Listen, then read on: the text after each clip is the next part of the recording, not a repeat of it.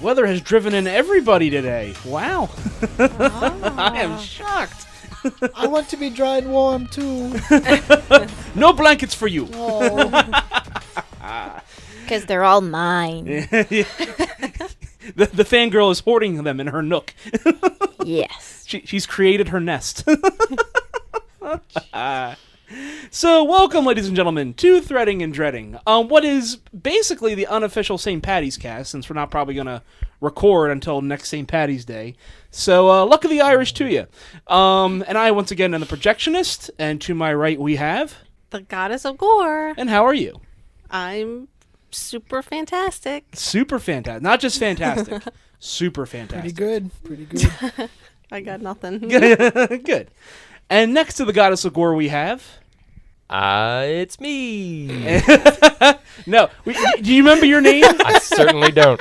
It's Straight Paul. Straight Paul is what we came up with. That was good. Up top for you. I thought you said Dirt Ball. I'm like, Dirt Ball. I don't know which one's worse. Dirt Ball or Straight Ball. And how are you, sir? I'm groovy, man. Good. I'm glad you brought the Irish pack with you. It's very much appreciated. 18 Irish beers to go, please. Delicious. Thank you. Very much appreciated. I have welcome, my pint sir. of Guinness as well. Very much appreciated. You got it. And next to Straight Paul we have... The fangirl extraordinaire. And how are you? I'm doing all right. Good. Yeah. Nothing else? Is that it? Not really. You're just hiding amongst the blankets and pillows? Yeah. It's almost like you're building your own little fort back there with the pillows and blankets. I mean, almost. It is my fort. Pillows are the Planning this all walls. along. The floor is lava. Yikes. And next to the fangirl we have... Hello, it is the dystopian. Good to be back. And good to have you, sir. Thanks. And also joining us tonight, we have from Not Worth a Kick in the Ass, as well as movie spoilers. You may know her and love her. It is Sam. Yay! Woo! Hi. How are you doing? How are you doing, Sam? I'm fantastic. How are you? I'm all right. I wanted to bring you on to a podcast where you didn't necessarily have to rage the whole time. That's the only reason they have me on movie spoilers now, is just to get angry. I don't know if... I guess you would say that was usually Paul's job, to get angry all the time. He's good at it. He's good at it, yeah. Based on the trailers I saw for this week, I might be the one getting angry. We'll see how it goes. But. For me, it depends on what Mike says. What's that supposed to mean? Nothing. What did... I haven't do anything yet. Yet. Yeah. Oh, yeah. Yes. Okay, yeah, fair enough. All right, so actually, Dan, you brought it up earlier. Does anyone have any plans for St. Paddy's Day yet? I don't. It's a Tuesday, and I have work in the morning, so Yeah. no. It's an awkward day this year. Yep. It's not like it's a Monday where you could have an excuse for, like, calling off or something, or, it's just an awkward day. It's Tuesday. Oh, why are you calling off? Oh, yeah, the bug is going around on a Tuesday. It's that potato bug. Yeah, potato famine bug. That's a thing. Look it up, damn it. The Irish, the only people wiped out by a potato. Or Boo. the lack of. Yeah. Yeah, that's not exactly what happened, but... I know, I'm joking. Oh my god, we have too many potatoes. We're probably all going to die. They're going to suffocate us. All the potatoes. Too much starch. I actually remember last year they actually had a shortage of shamrocks. Shamrock is basically just a weed. Shakes? No, Shamrock not shakes? shamrock No, shakes. they Just, never have. That's so clovers. sad. Yeah, That would be sad. Yeah, that'd be terrible. No, heaven forbid. I can make my own. I can make alcoholic ones, which are delicious. But I thought you meant actual clover. You could make them. Oh yeah. Oh. They're genetically engineered in the basement. But You don't have a basement. it was last year or 2 years ago. There was actually a shortage of clovers in Ireland. They didn't have enough to hand out on St. Paddy's Day, and I was like, clovers are technically a weed. I think only in Ireland could there be a shortage of weeds. Or potatoes.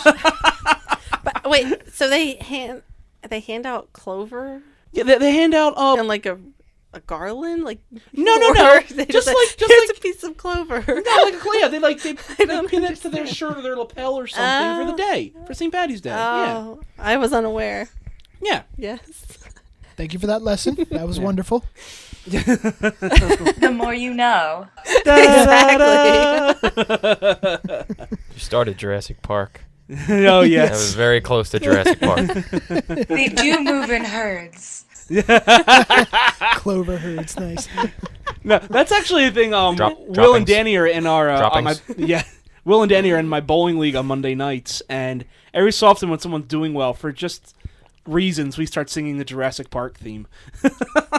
Why not? Because why not? It's a thing. It's a thing.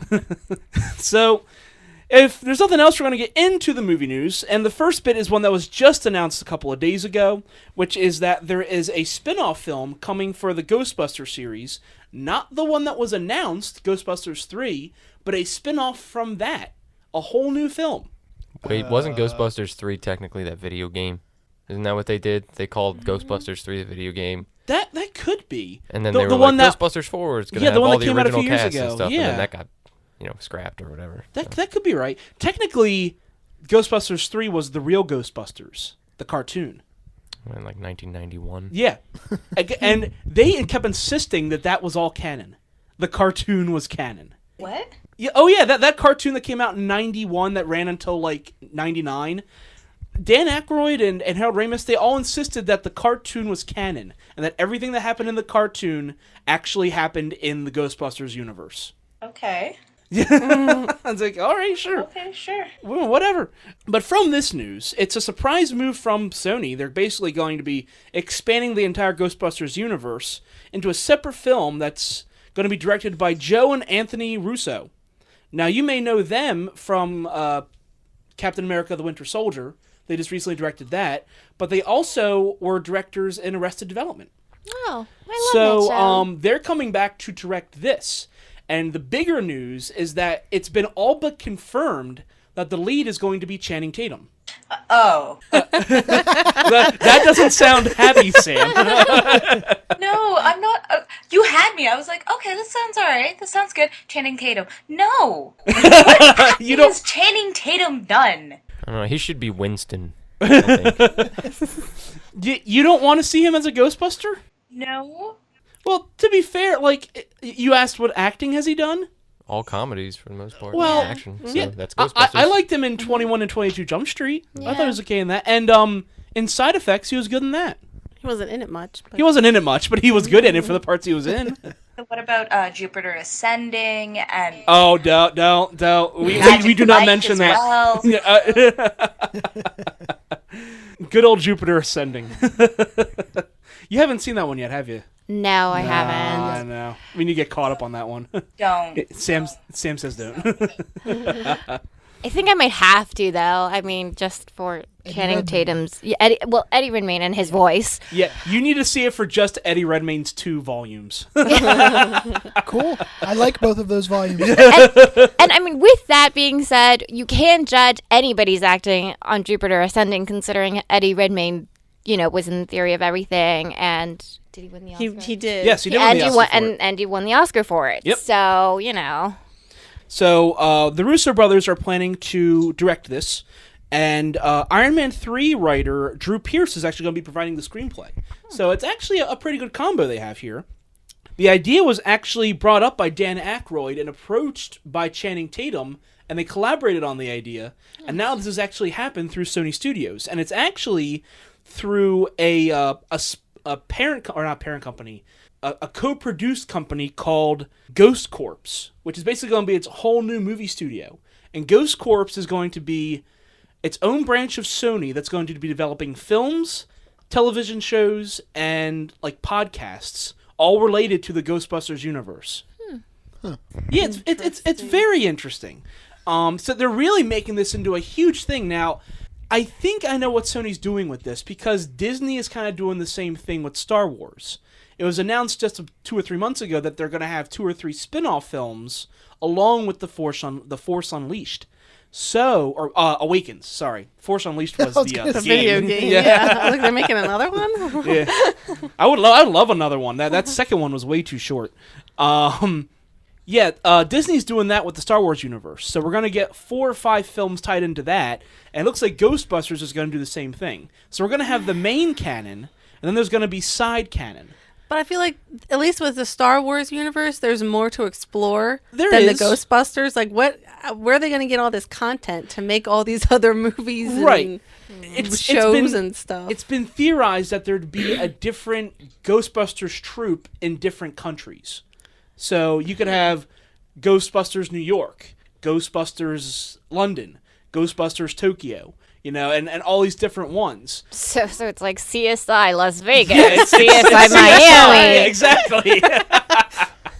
And I don't know that would be interesting because eventually there'd be the whole gang up of all the ones coming together for one big movie, and I'm like, and I don't know, I would like to see maybe one spin-off of that for some other place, but not a bunch of them. I feel like that would get way too repetitive and old really, really quickly. Yeah. But just announced just before I came onto the podcast was that Badass Digest was reporting that Sony is in talks with Chris Pratt to join the cast for this. So Chris Pratt would be a Ghostbuster. First off, I gotta say, one, I don't know if it's just overreaction because everyone wants Chris Pratt in their movie right now. But Pretty much. any thoughts on Chris Pratt being a Ghostbuster? Zero, He's funny. actually. Ghostbusters are funny. I believe that, to be honest, because Chris Pratt he has that comedic timing. He can do comedy, and that's what I really want from my Ghostbusters is that humor, that lightheartedness of it, and I feel Right. like Chris Pratt can nail that. Yeah. I would agree with that. I'm waiting to see what Jurassic World is like before I see anything else from Chris Pratt.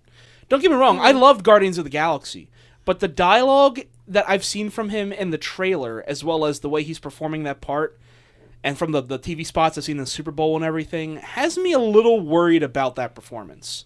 I'm reserving judgment until I see Jurassic World. Yeah, any thoughts on them expanding this? I my only thought is I feel like they're just grabbing at it because they realize that the original cast won't come back. And now that the original cast basically is going to have no ties to this, they're going to say, okay, it doesn't really matter what we make, so we're going to make everything.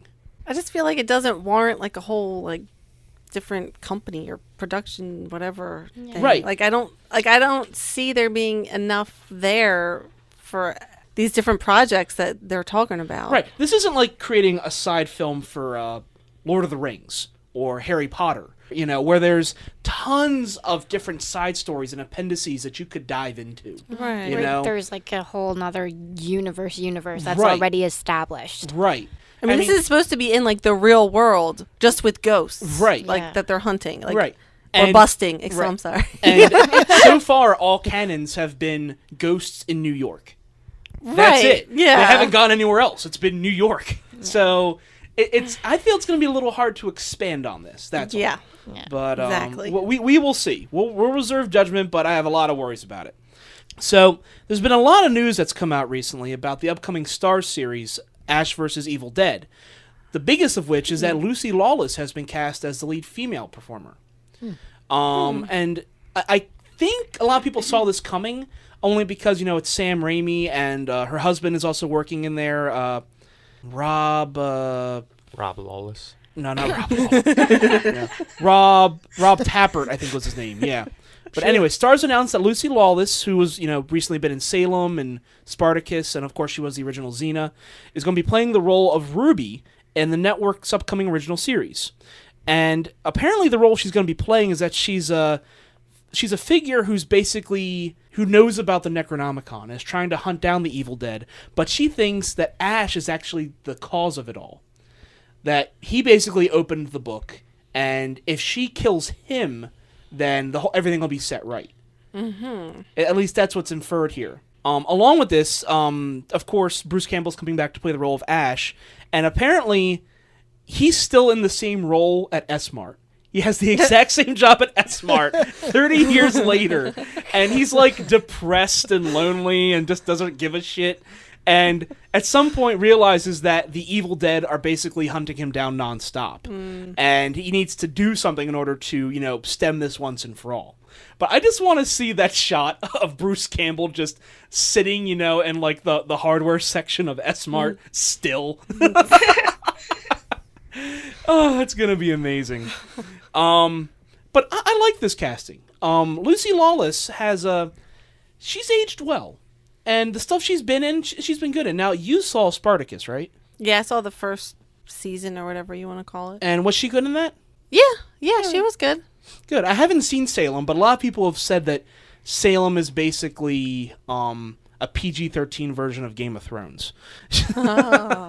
It's the network version of it. But my first reaction to this was, Lucy, avoid the trees. Oh God. It's a great scene.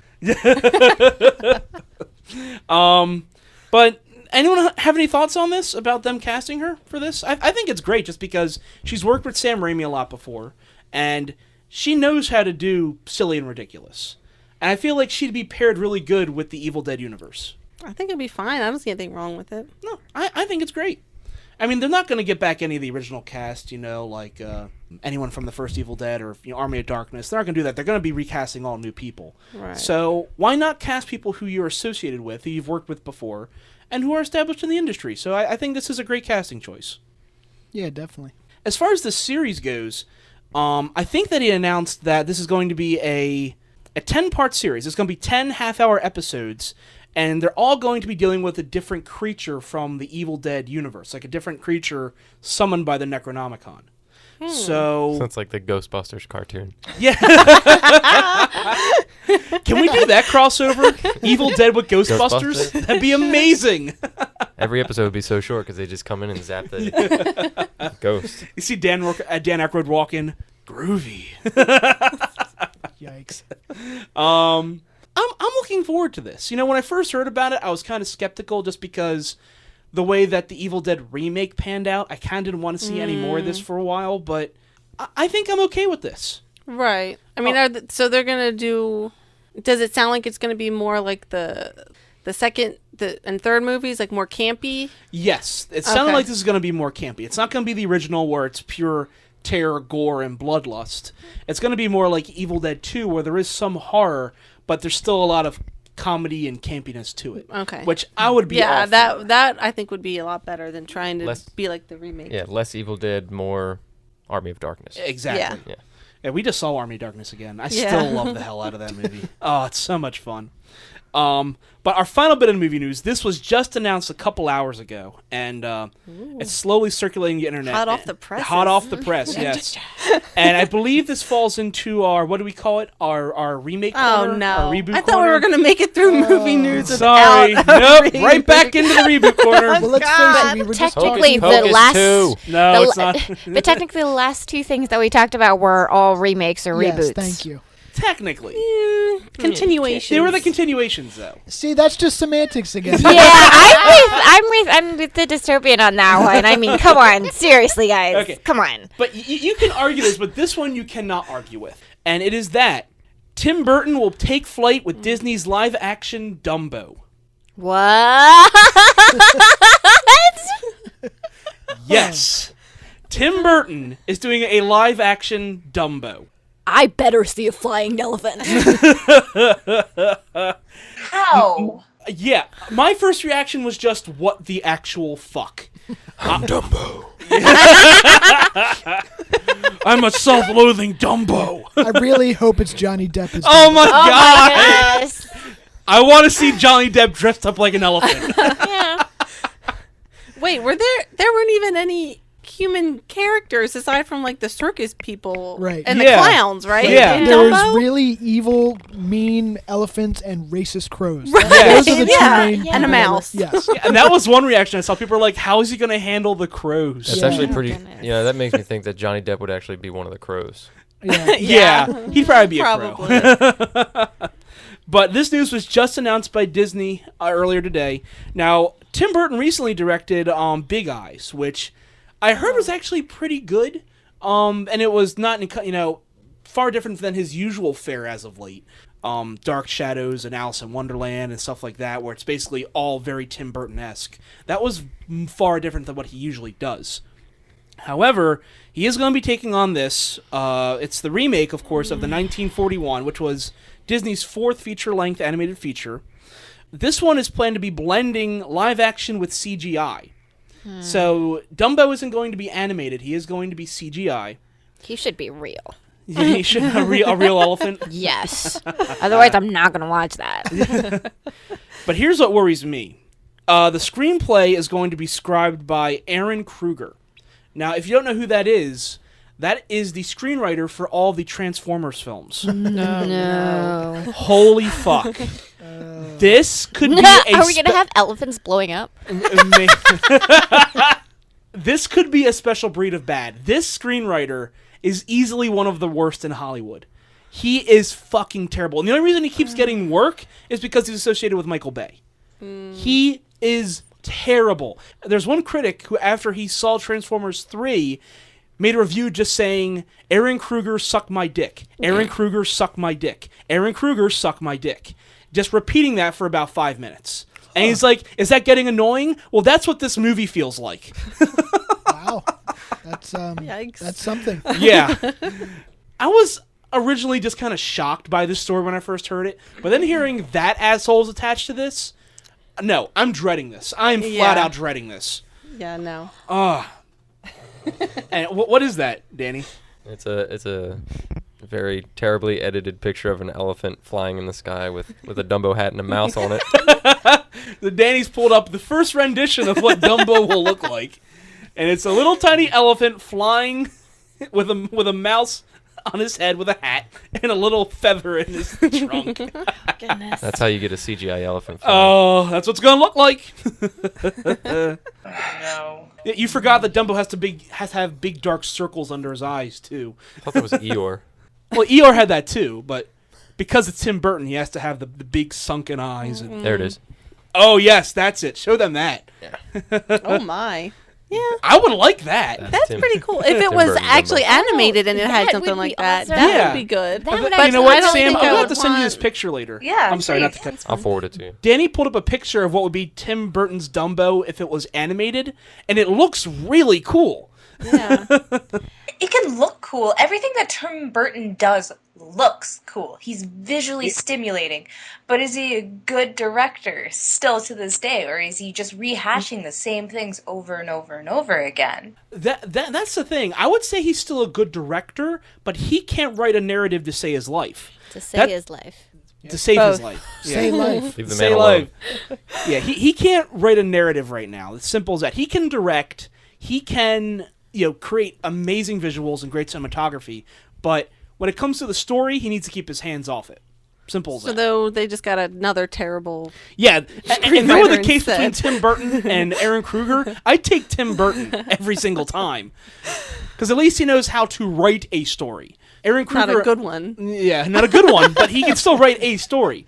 I don't think you can claim that any of the Transformers films actually have a narrative. It's just explosions and Butt shot. butt shots. Yeah. Megan Fox. Yeah. So yeah, I gotta say I'm not looking forward to this at all. And Tim Burton and Helena Bonham Carter split, right? So Yes, she's they not did. going to be in it. She's not gonna be in it. No, Oh. No thanks. she'd play Dumbo's mother. Ooh. Anyway, we're gonna get into the trailers. The first one being the Sisterhood of Night. There were definitely rumors about the Sisterhood. Nobody knew what it was, which just made the girls who weren't in it want to be in it even more. She should pick me to be in the Sisterhood, but you had to be chosen by Mary. You'll never be one of us.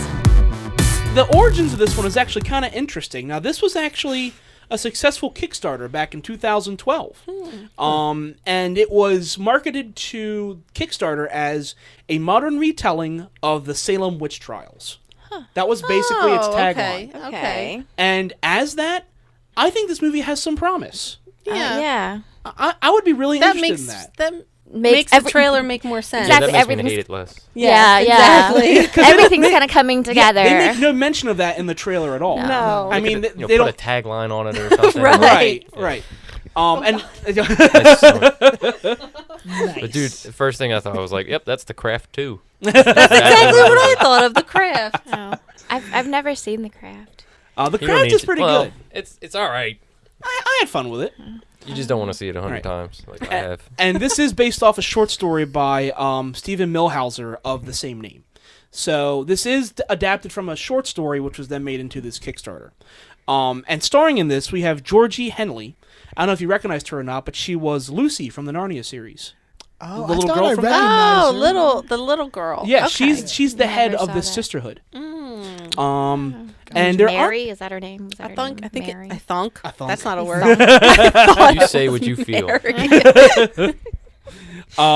But there aren't too many notable people in this cast other than her and the teacher, who is Cal Penn. Yeah, I was gonna say other than Cal guidance, Penn, Yeah. yeah. guidance counselor. Is he a guidance counselor? I didn't know if he was a... Oh, yeah, because there was Yeah. guidance on the door. That's right. Yeah, that's right.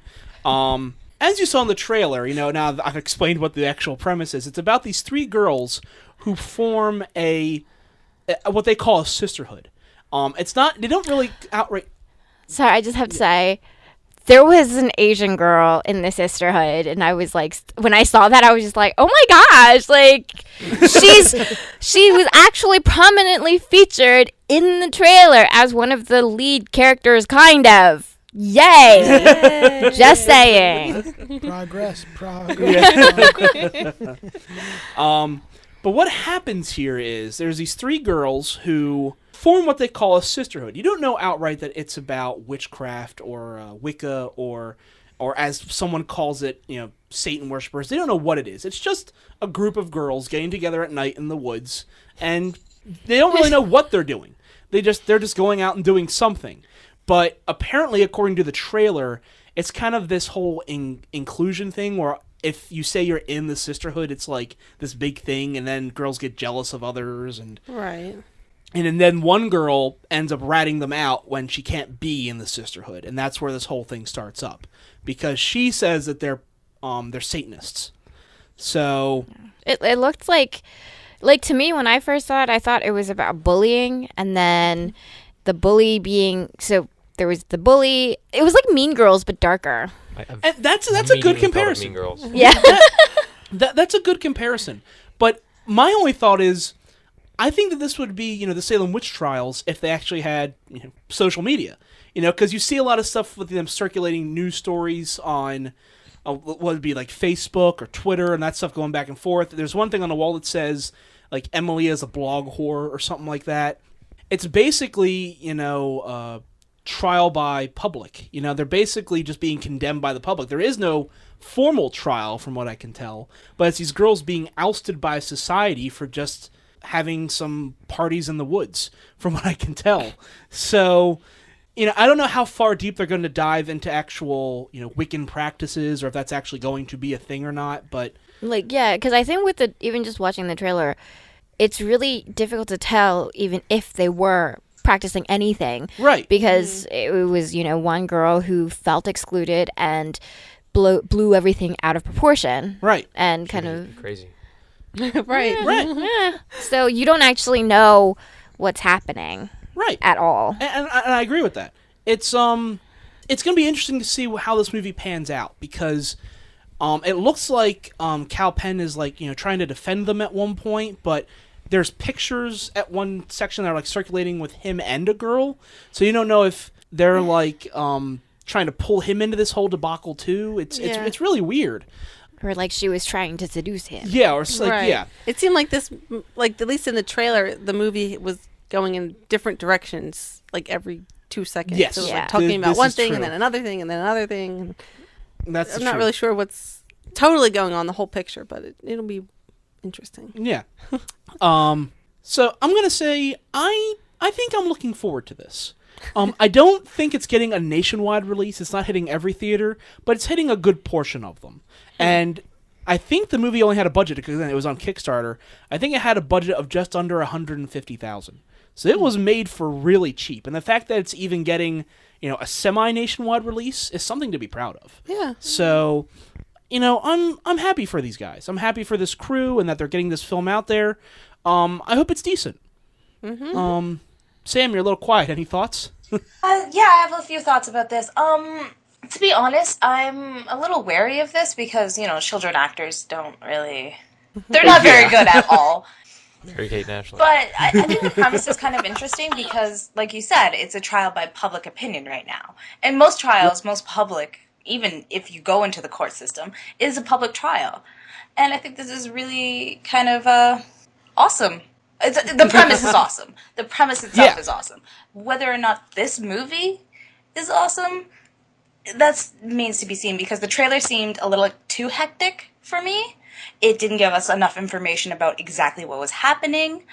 I don't know whether or not they're actually practicing any sort of witchcraft. That would be nice to know.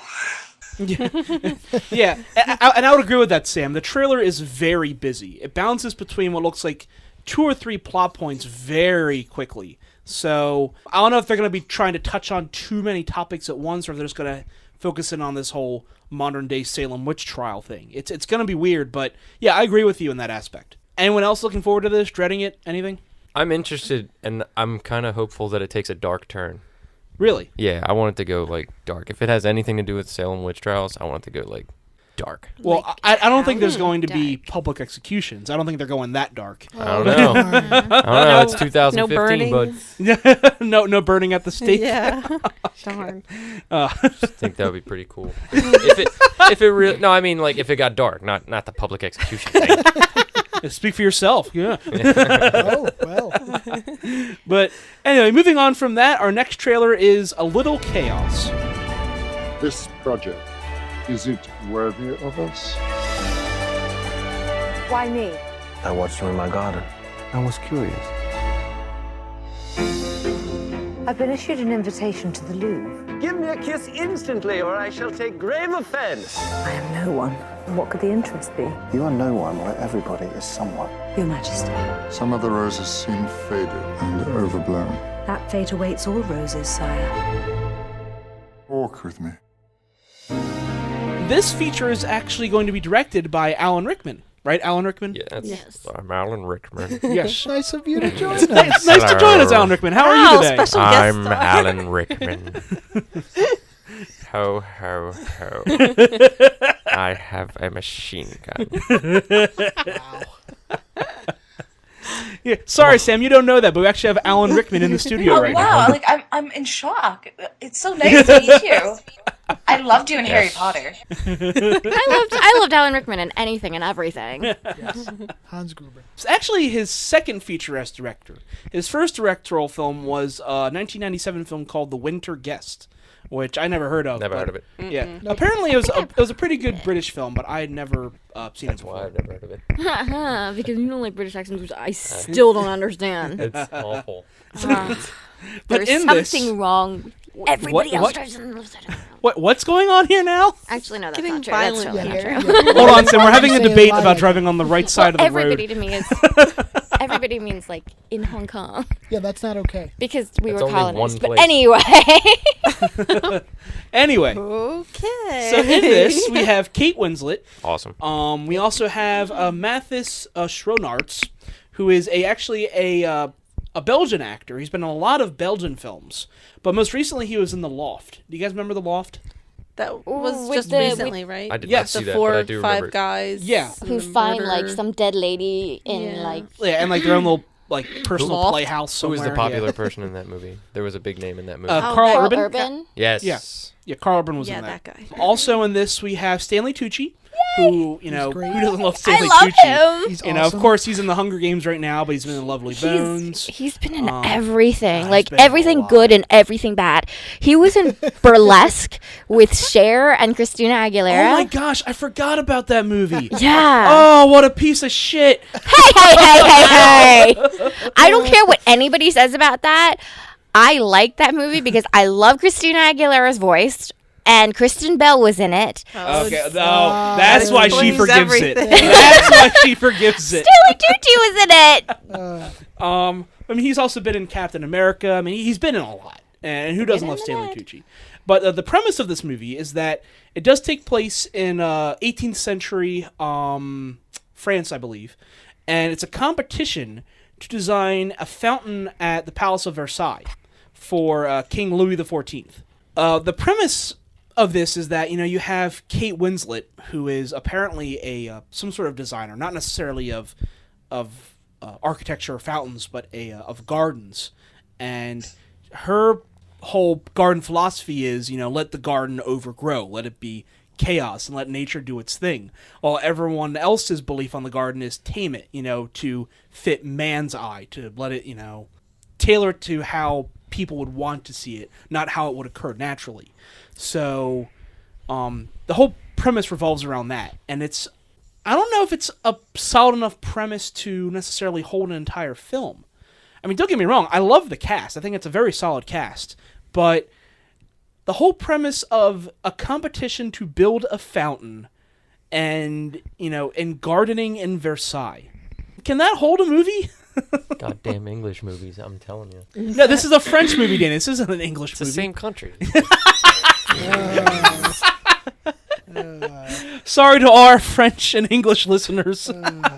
So am I. Not for my comment, though. But I don't know.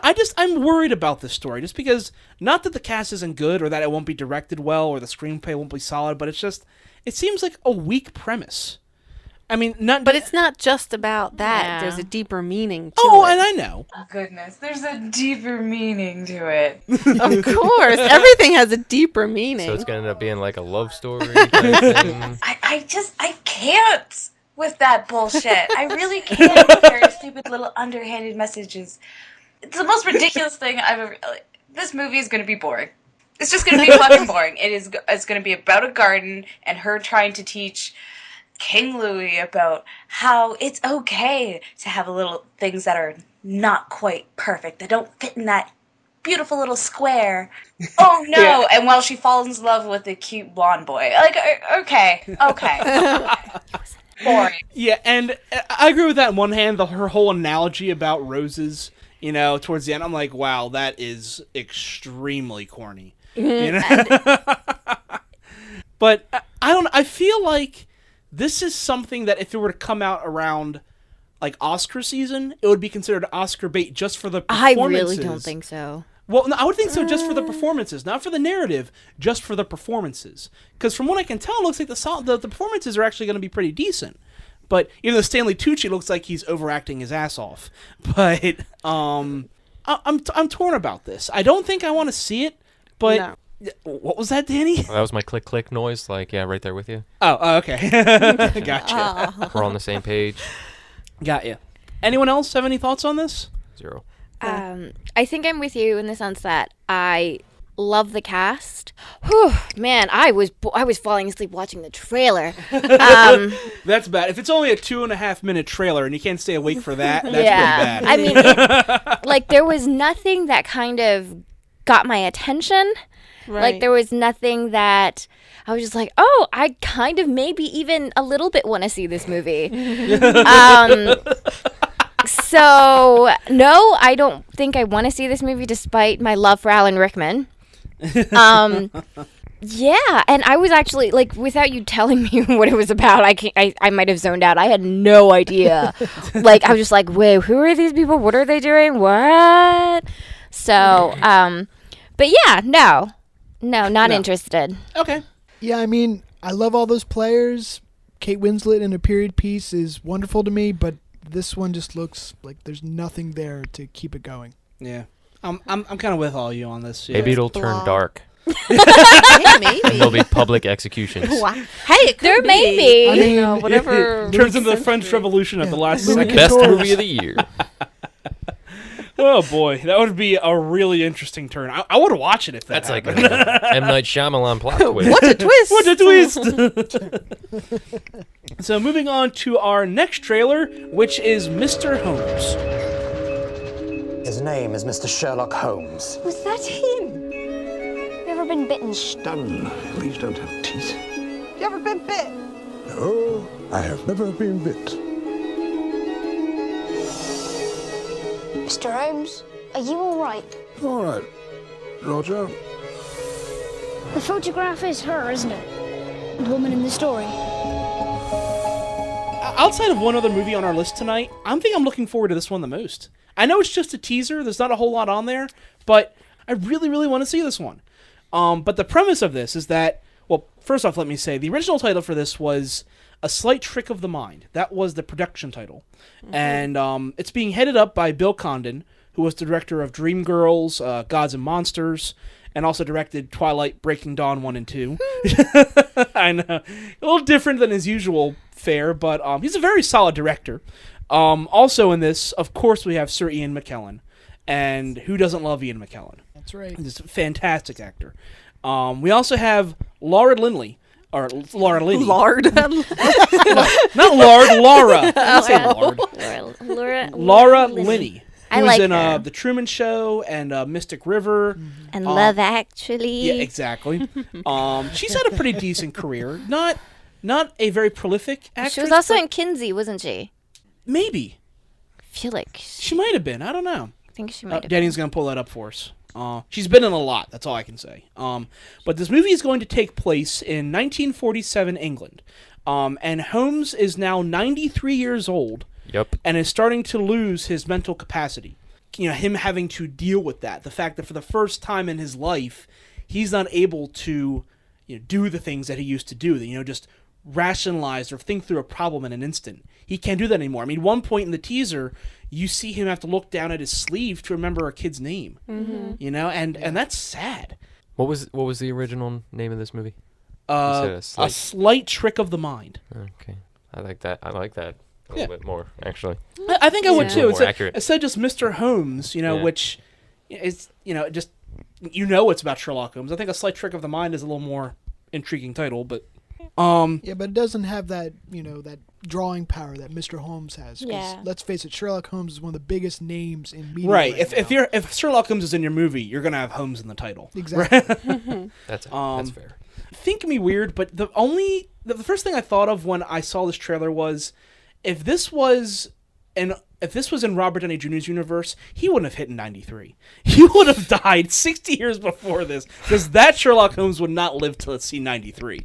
This is a far more conservative Sherlock Holmes, whoever this Sherlock Holmes is, to live this long.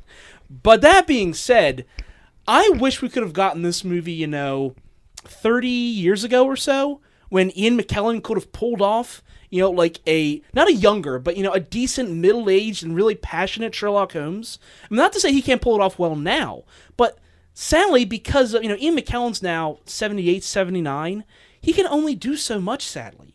While he can still give a great performance as Sherlock Holmes, it's not going to be not action-packed, it doesn't have to be action-packed, but I don't know, I'm trying to find the word for this. No, not even gripping. Any of the gripping performances is too. I'm not sure we know what you're going for. Yeah. I know where you're going, and I just disagree with you. Yeah, me wholeheartedly. too. Because I think all of that plays into what the story is going to be about, is him losing Exactly. his capacity. And if you're saying that as an actor he's losing his capacity, that can only make this go Oh, no, farther. far from it. I don't think Yeah. he's losing his capacity at all. Well, then, see, Then being a what are you- middle-aged Holmes wouldn't make any sense in this movie. Yeah, because he's older. That's Yeah. the point. Right. Okay, I would think it as something as, a middle-aged Holmes would have to, deal with going out and solving these crimes, but not necessarily being able to keep up with the criminals or being But able to... I don't think that's what this movie's about at all. Oh, and I agree with that. I'm just saying I would have liked to have seen Ian McKellen do that when he was younger. So you're basically pitching a completely different movie. So To go back in time. the Yeah. previous movie in the series. Yeah, exactly. Yeah, I want to see Ian McKellen as his part when You he want was to see younger. Mr. Holmes' prequel. Yeah, so it's actually nothing to do with this movie at all. You can't have that, Michael. They didn't do it. They're never going to be able to do it. Do it after this one. Oh, Just watch confuse that the movie. shit out of everybody. How old is he? But okay, all that being said, yes, I'm very much looking forward to this. The cast is very strong, and despite his age, Ian McKellen can pull off a really good Sherlock Holmes. Damn being right he 93. can. What? You're damn right he can. Oh yeah. I love some of the lines of dialogue in this. With him, telling the boy, bees don't bite. Woman comes in, no, yes, I've never been bitten. He still has a little bit of wit there. He can still stay on his toes, but certain things are now leaving him, and that's tragic. Yeah. For one of the greatest minds in what is this universe's history, to lose that, that's Yeah. Oh yeah. Now the story behind this is that he's trying to. There's one crime or mystery he never solved, And apparently he's trying to get through with this before he loses all his mental capacity. Now, you don't know how long that's going to be, but he's trying to get into this and keep with this mystery while he still can. I couldn't tell if it was him trying to find like a lost love or something. It looked like the movie was hinting at that, but it's hard to tell. But all that being said, no, I'm very much looking forward to this. Yep. And like I feel like you set me up to talk about Benedict Cumberbatch, but What? Doesn't take Just much. because it's Holmes. but like if you kind of look at maybe not the Robert Downey Jr. version, but if you look at the Benedict Cumberbatch version or even the Johnny Lee Miller version of Sherlock Holmes on Elementary right now, kind of see like if you follow those shows and how quick and fast that they are, and imagining Holmes being at that age and kind of starting to, as you say, lose his mental capacities and not being able to be as quick as he was before, I think that is a very interesting premise. And and for just a regular person losing their capacity, their mental capacities, it's already a very sad kind of devolution. Have Holmes kind of struggling with that. I think, the character development is super interesting. Mm-hmm. And, I mean, I don't know if I'm going to go see it, but... I'm taking you to go see it. But I think that, the premise and, the acting and what it is seems very interesting. Okay, I agree with that. No, I was just going to say, it seems like it would be very sad. Something that'll definitely make you cry. Yeah, thank you for looking straight at me. Probably, and that's probably another reason why I won't go see it, because I don't like to cry in movies because I cry enough everyday life. So I'll just record the 10-second segment when he forgets his name and just Oh God! Why would you do that? Because I care, of course. That's why. Sam, any thoughts? To be honest, I think this movie is going to be it's going to be sad, but it's going to be sad in a way that is if we were watching somebody we love and care about slowly deteriorate, and it really shows the effect of aging. Like this is a symptom of aging. You're going to slowly lose that sharpness. Everything that you could do now, you're not going to be able to do in 70 years. You're not going to have that mental capacity to do it. And I think that's where it's going to come in. We're going to start looking at Holmes as, our grandpa. It's going to be watching our grandfather deteriorate and, have that one last adventure. That one last big adventure that they all crave, right? You're going to make Karen cry now. Sadder! Why are you doing this to me? Now we can't take her to see the movie. She's not going to enjoy it now. Oh. I'm just more excited to see it now. Oh, great. Okay. He's going to have his last adventure. It's a beautiful thing. It's beautiful and tragic. I love Who it. knows? It might take a dark turn and there might be, a witch burning. Yeah. Public executions. Yeah, Senile Holmes starts burning her at the stake. Wait. Come on, boy, get some more logs. Watson, no! Yes, I'm looking forward to this very much. Yes. Next on our list, a completely different turn, which is Big Game. Who are you? The President of the United States. Welcome to Finland. 36 minutes ago, we got an evac distress signal from Air Force One. I'll deliver to the President. You will wire the money as planned. Where is he?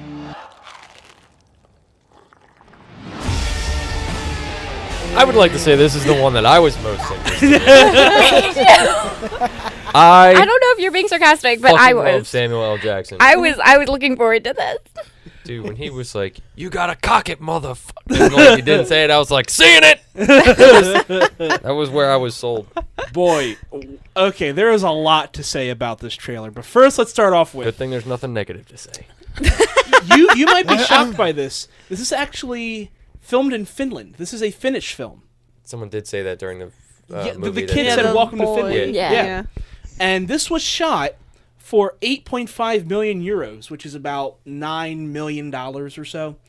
And that makes it the most expensive Finnish film of all time. Yeah. 9.1 million is the most expensive film they've ever made throughout all of Finland. Wow. Yeah. And most of that went to paying Samuel L. Jackson. Yes, exactly. Yeah. That's their biggest special effect is Samuel Jackson. But of course, in this, we have Samuel Jackson. We also have Felicity Huffman, who was in Transamerica, Desperate Housewives. We also have Victor Garber, who you may know from Titanic and Argo. And Alias. And Alias. Yes, he was in Alias. Oh, that guy. Yeah. Oh, and Legally Blonde. Oh, yeah, he was in Yeah, Legally yeah, Blonde. yeah.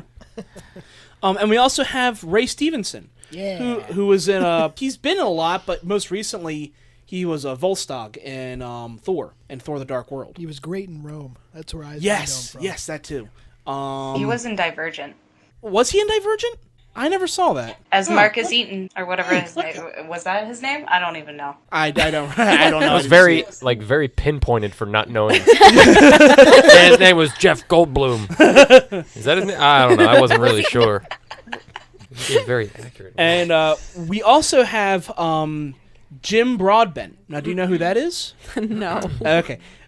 I'll wait till the end and see if you recognize him. Jim Broadbent was in Iris, Moulin Rouge, Hot Fuzz, but you probably know him as Slughorn from the Harry Potter series. Oh, shit. Yes, he's in this, and he's playing like some consultant in the CIA. Cool. Yep. In this movie, we have Air Force One flying over Finland, and apparently Finland is now a very dangerous country for some reason. It's being escorted by 5 F-18s or something. Yeah, I'm sorry. Oh no, I was just saying, like, as the movie started though, the caption that like popped up, 5,000 miles above the air or whatever. Yeah. There is no escape. I'm just like, oh my god, it's snakes on the plane too. Oh boy. I'm sure we're gonna get that someday, but no, not yet. But yeah, apparently there are terrorists in Finland who managed to take out Air Force One and 5 fighter jets all at once. Because Wow. From the because of inside. the laser guns. And laser guns. Laser guns. Is that like laser Duh. cats? But I gotta say, I thought of Air Force One when I saw that pod, them launching the pod out the back of Air Force One, which, by the way, does not exist, but they need to make it. Because An there's escape enough... pod? Yeah, the escape pod, because it seems like it makes sense. They've had enough movies where something happens to Air Force One. Like, you know what? Put an escape pod in Air Force One, After seeing this movie, that is what they're gonna do. Yeah. Or maybe it already exists. And How we do don't know. Yeah. Yeah, that's true. That's very true. What happens is that Air Force One is shot down over Finland, and there just happens to be this boy hunting in the woods in Finland somewhere, and Air Force One crashes pretty much right next to him and doesn't know who the president is. And the boy is... Because not everybody knows who the president Right. He is. looks like he's been, living in the wild. yeah. So I would not blame him. I don't know for if they have not cable knowing. TV. or TV In general. in general. But yeah, so Samuel Jackson playing the president. Okay.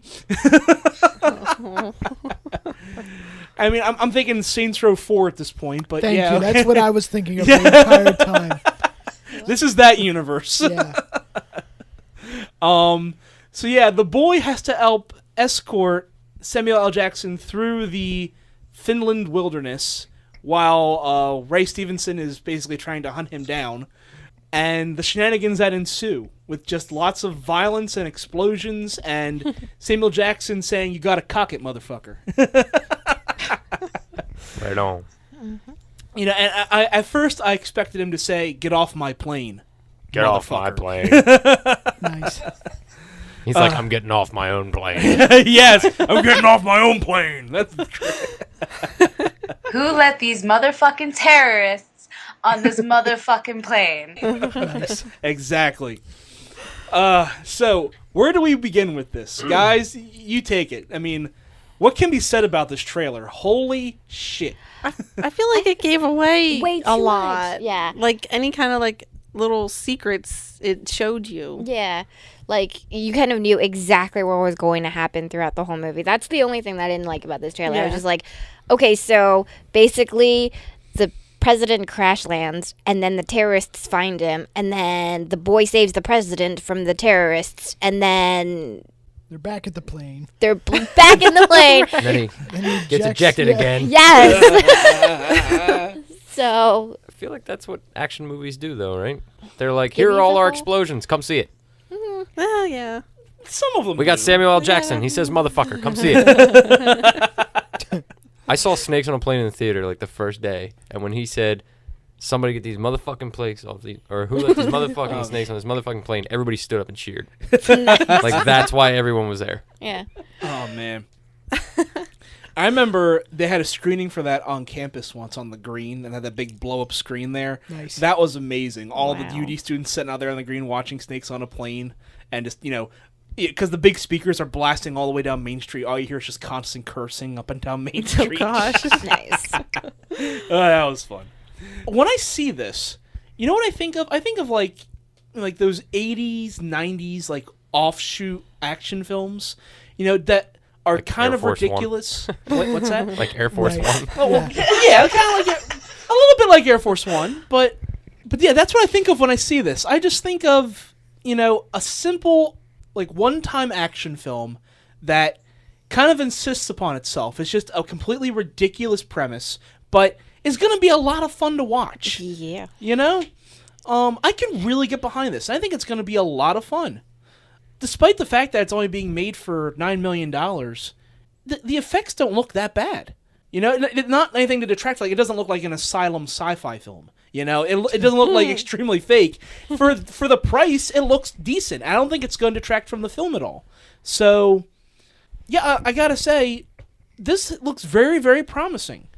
Despite its budget, despite it showing off a lot in the trailer, I think it's going to be fun. This movie is going to be a blast. But it's one of those movies where you go into the theater or wherever you're going to be. All of us, most of us are probably going to watch this bootleg. I'm not going to lie. Right? Well, I know Paul will, but continue. We're just going to sit around and we're just going to watch it. It's something to put on and laugh and get excited because Samuel L. Jackson, he's there. He's hamming it up for us. He's cursing. He's saying the word motherfucker. It's going to be a good time, I feel like. I feel like it's going to be a fun time that it doesn't make any sense, that you don't need... There's going to be no plot. There's going to be zero plot in this. You know that.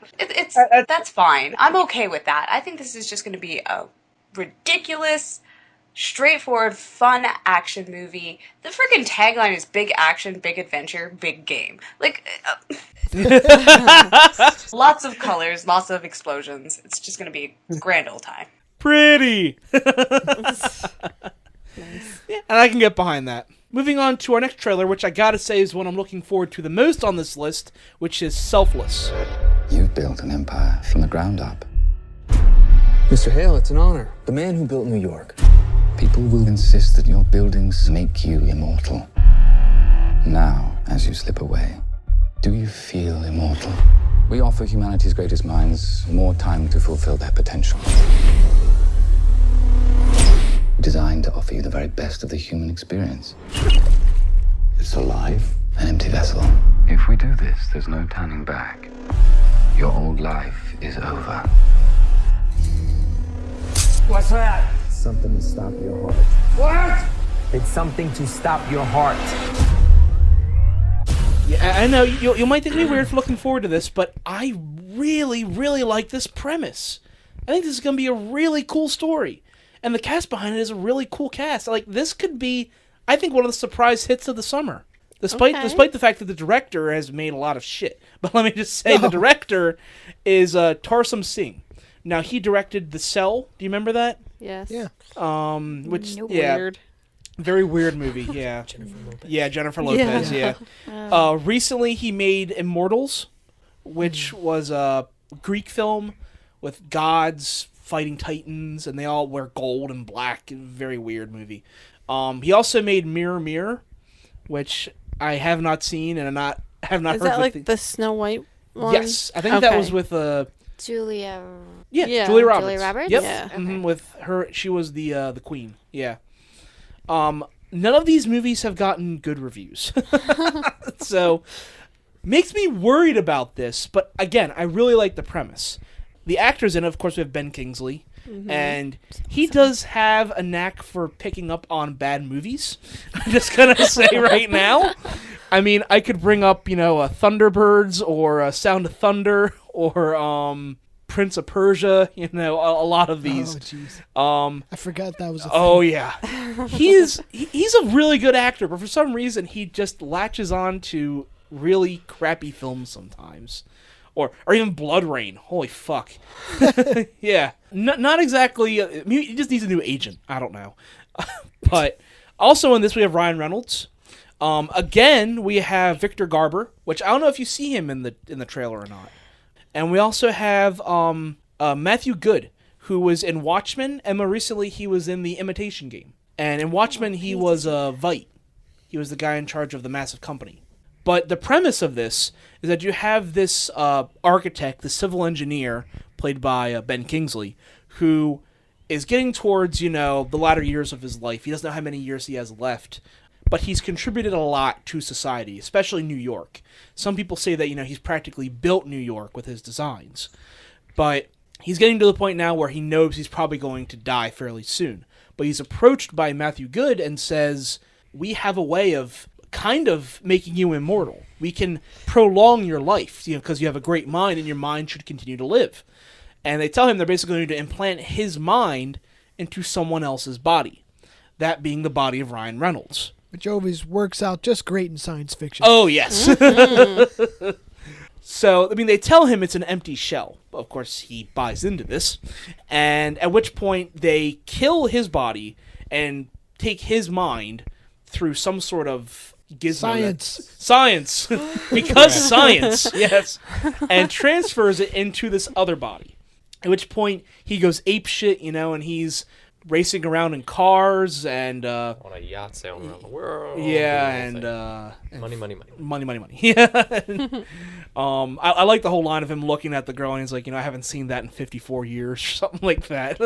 Was it 52? Oh, okay. But it's at that point that his memories start creeping in. Not his memories, but Ryan Reynolds' memories, the man who actually possessed the body. Right. So now I don't know if he's actually fighting the other consciousness throughout this, or if the memories are just coming back, and he's basically just having a moral quandary. Sorry, I couldn't get that word out. Sound it out, spell it. Not wanna. Yeah, that's tough to tell, but it's a good thing they didn't give away too many things in the trailer, right? Yes. Yes, that's right.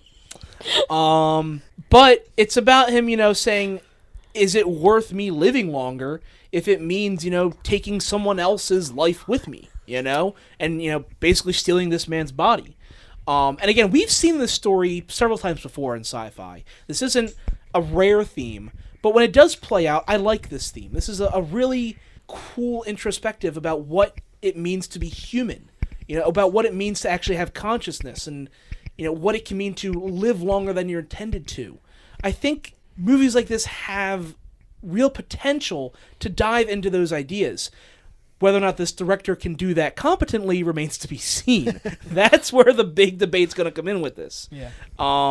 He's not older, but he is older, but he's dying of cancer, actually. Oh, okay. I don't know if the movie made that, or the trailer made that aware or not. I didn't realize that. I don't know. I thought he was really sick. I'm assuming it's cancer because it's usually cancer. Right. I don't know. Okay. I don't know if I'm right. I don't ever fucking listen to me. I have no idea what I'm We'll go with that. We'll go with that. But that kind of makes sense because if he said 50 something, right? I've never seen this in the 52 years that I've been living, right? Or 54 or whatever it was. It could mean he's 100 and he just hasn't seen it in 52. Fair enough. That is fair. That is a fair point.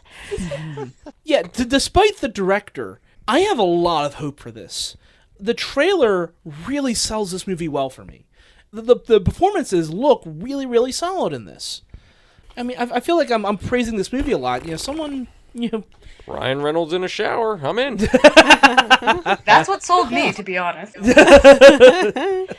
See, I love Ryan Reynolds. Okay. No, let me rephrase this. Ryan Reynolds is hot, Okay. but Meh. I'm not so sure. I wouldn't go as far as his acting was great in the trailer. Even I just remember the one bit where he hits the table and it screams.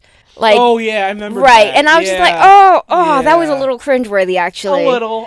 Yeah. So I wouldn't go as far to say that. I mean, again, the premise is interesting, but I also would ask then, if this has been done before, shouldn't it have happened to other people? Like, he's not the first person ever for them to have done this on, right? So did no one else have any moral problems with this? Like, was there, for this thing to be shut down, or maybe that happened and they killed off those other people. They have alternative motives for convincing people to do it. Right. And they convince you to do it, and then they get something out of it. Right. Okay. And it looks like that's tied in at one point towards the latter part of the trail. It looks like that actually is happening. Yeah. Because, I mean, like, there was the idea where if he's just like, well, you need me to stay alive, basically. You need me to keep your consciousness in this body. Otherwise, you're going to fade away or whatever. Right. So, I mean, it is a very interesting premise. And, it's probably something that I would go see. But I don't know if it deserves as much praise as you're giving it. Okay. And that's fair. And to go down that road, again, I might be completely spoiling the movie by saying this. I'm just kind of I'm just thinking what it could do. Say that Ben Kingsley wins out in the end and that he keeps this body and this consciousness, but the company isn't happy with him. And they put him under, and then someone else takes over the body. So there'd be like 3 consciousnesses? Yes. Conscious eye? Conscious eye. Conch eye. So now you've got all these people fighting for one body. And again, that would be a little corny, but I could see this movie going that route. And then basically just reusing the body again. The possibilities are infinite. Right? It's like Inception. Yeah. It just gets to the point where, you have Ryan Reynolds just fighting himself. Different layers of consciousness. Oh, man. Like I said, I don't think it's going to be great. I think the performances are mediocre at best from a cast that could do better. I know they can do better. I've seen them do better. I don't think this is something that I want to see, like, at all. There's nothing that I want to know about this. It seems a little face-off-y to me. I don't know if y'all watched Face Off. That was a good movie. Now I'm definitely seeing it. I love that movie. Except Ryan Reynolds cannot overact nearly as much as Nicolas Cage. Which is so unfortunate. I wish he could. But I think that they're trying to make it a little too dark for what it is. It's very sci-fi, and like when things like this happen, and Ryan Reynolds has been in a body switch movie before, right? Yeah, he has. What was that? The Change Up. The Change Up. That's right. And he was also in R.I.P.D.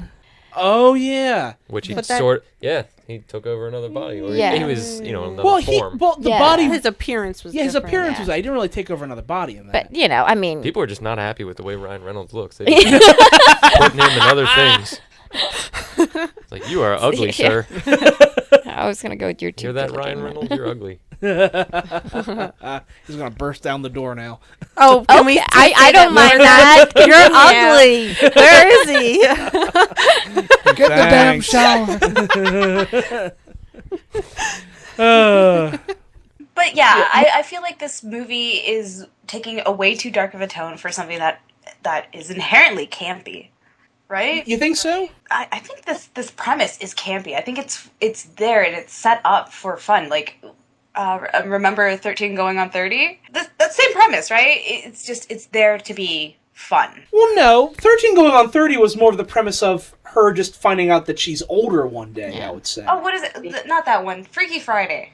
That's the one. Okay, Freaky Friday, kind of. That's a body swap movie, yeah. See, all of that is camp. It's all that. It's there for humor. It's there to you'll look down. Oh my God, he has a huge dick, kind of thing. It's set up for those jokes. Love those jokes. This is true. This is true. But I think though the difference with this though is what they're trying to do is using the body swap as a vehicle to kind of to delve into other issues, the idea of consciousness and what it means to be who you are. Yeah, I agree with that. Yes. So that's why it's taken, I think, a darker turn to explore those concepts.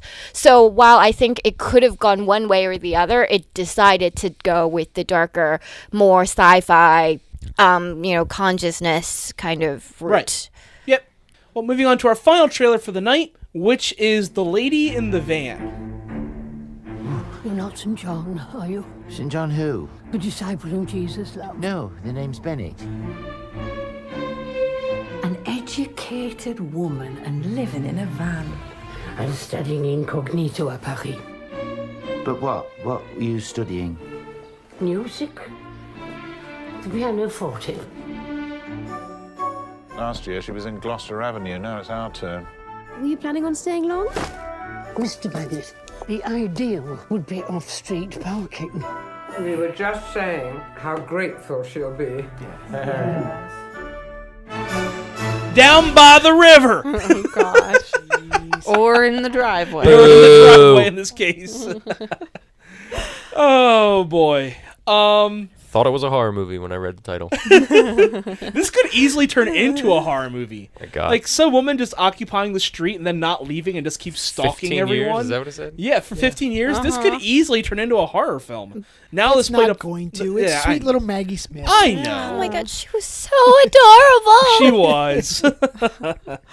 But this is adapted from the play of the same name. This is actually a stage performance. I did not know that. I don't know if any of this cast was in this or not, but the director is actually Nicholas Hinter. He directed The Madness of King George, which was a pretty well-recognized film in England. He also did The Crucible back in '96, which I love The Crucible. One of Daniel Day-Lewis's more underrated performances. Has anyone here seen The Crucible? I don't think so. Actually, take it back to the Salem witch trials. That's what it was about. It was him and Winona Ryder dealing with kind of an alternate story of the Salem witch trials. That was that just a movie, or was that also something written? That could have been a novel as well, yes. But a very bearded and hairy Daniel Day-Lewis playing the lead role. And he was really good in that. I mean, what isn't Daniel Day-Lewis good in, you know? You're in love with Daniel Day-Lewis, okay? We get it. Okay, shush! Fantastic actor. It's okay, I understand obsessions. That's the understatement of the day. Hardy har har. But anyway, so in this, of course, we have Maggie Smith, and who doesn't love Maggie Smith? I mean, and she looks adorable in this trailer. Adorable! Oh my God, I wanted to take her home. I wanted her to live on my driveway. So cute. So cute. Belle would have a good time with that. Oh yeah, she would. I don't think Robin would though. No, he wouldn't.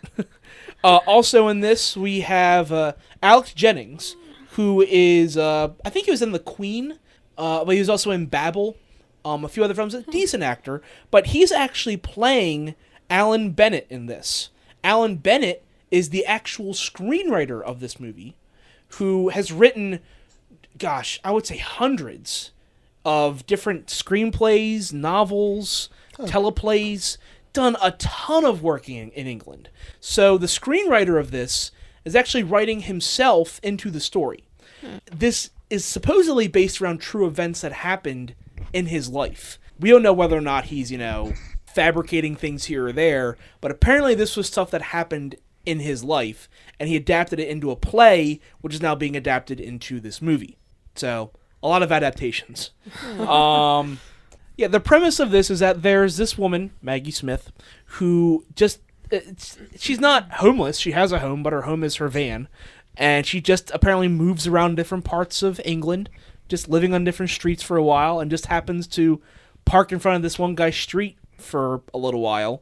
But what is amounted to, supposed to be 3 weeks, turns into what the trailer says is, 15 years? Yeah. Wow. Holy crap. And was I wrong in thinking that she was painting her van with, a toilet brush? It definitely was some weird looking. Yeah. I was like, what the hell is that? And did she say she put like food in it or something? She dropped some cake in there. Some cake. Wow. It was all Spanish to me. Danny has a didn't problem with understand English apparently. Just the accents. It's like, you don't have to do that. It's all French to you. It's all Spanish, French, Greek. They're all the same. Yeah, all the same. Right? Mm-hmm. But I'm gonna say this looks like a lot of fun.